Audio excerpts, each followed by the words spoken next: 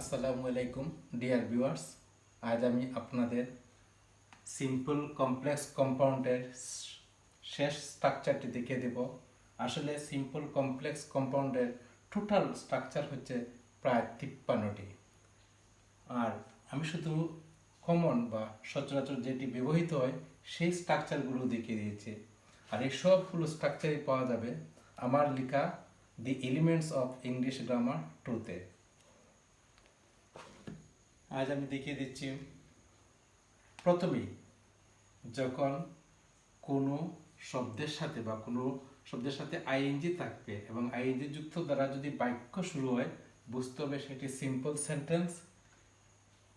উইএন অথবা এস থাকলে বুঝতে হবে সেটি কমপ্লেক্স, এবং এন্ড কোনো সাবজেক্ট নেই সেটি কম্পাউন্ড।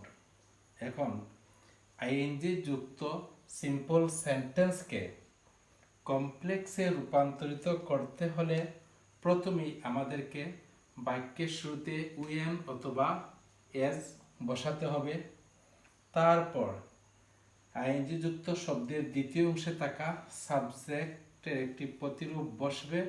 তারপর এই কামিং হয়ে যাবে ফার্স্ট ফ্রম কেম।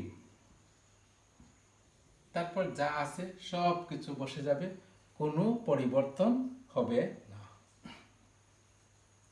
এখন সিম্পল এই আইএনজি যুক্ত সিম্পল সেন্টেন্সকে যদি কম্পাউন্ডে রূপান্তরিত করতে হয় তাহলে প্রথমেই বসবে সাবজেক্ট,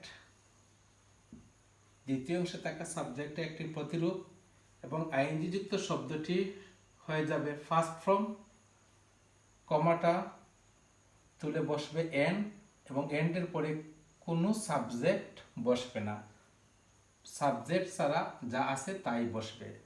যেমন coming home, he began to work, এই বাক্যটির কমপ্লেক্স হলো when he come home, comma he began to work.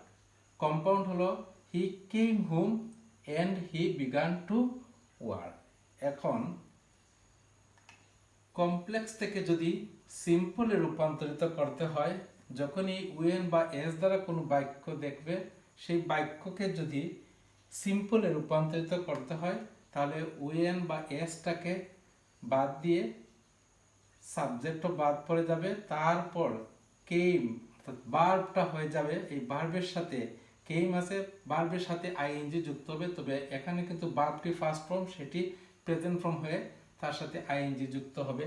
ING যুক্ত করে বাকি যা আছে বাক্যের সবগুলো বসে যাবে। When he came home he began to work, এই বাক্যের সিম্পল হলো coming home, comma he began to work. এখন কমপ্লেক্সে থাকা বাক্যকে যদি কম্পাউন্ডে রূপান্তরিত করতে হয় প্রথমেই এস অথবা ওয়েন তুলে দিতে হবে, তারপর যে সাবজেক্ট আছে সেটি বসবে, আর কোনো পরিবর্তন হয়নি, শুধু কমাটা তুলে এন বসবে এবং এন্ডের পরে এই সাবজেক্ট আর বসবে না, যা আছে তাই বসবে। এই কম্পাউন্ড, এই এন্ড যুক্ত বাক্য, এই কম্পাউন্ডকে যদি সিম্পল করতে হয় তাহলে সাবজেক্ট তুলে দিতে হবে, তারপর যে ভার্ব থাকবে তার সাথে আইএনজি যুক্ত হবে, তবে সেটি প্রেজেন্ট ফর্ম হয়ে যাবে। প্রেজেন্ট ফর্মের সাথে আইএনজি যুক্ত হয়, সাধারণত ফার্স্ট ফর্মের সাথে কখনোই আইএনজি যুক্ত হয় না। তারপর কেম, কামিং, কেম হয়ে যাবে কামিং হোম, তারপর সব যা আছে বসবে, শুধু এন্ড তুলে কমা বসবে। তারপর একটি সাবজেক্ট বসাতে হবে, এই সাবজেক্টটি বসবে, তারপর যা আছে দ্বিতীয় অংশে সব কিছুই বসে যাবে। আবার এই কম্পাউন্ডকে যদি কমপ্লেক্সে রূপান্তরিত করতে হয় তখন উইএন অথবা এস বসাবে, সাবজেক্ট বসবে, কেমও বসেছে, যা আছে তাই বসবে, শুধু এন্ড তুলে কমা বসবে এবং এন্ডের পরে একটি সাবজেক্ট দিতে হবে। এখানে যে সাবজেক্ট থাকবে সেই সাবজেক্টের একটি প্রতিরূপ বসবে।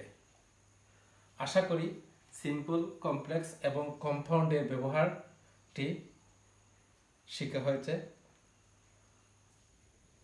আর আমি পরবর্তীতে গ্রামাটিক্যালের অন্য কোনো অংশ নিয়ে শুরু করব। ধন্যবাদ সবাইকে। আসসালামু আলাইকুম।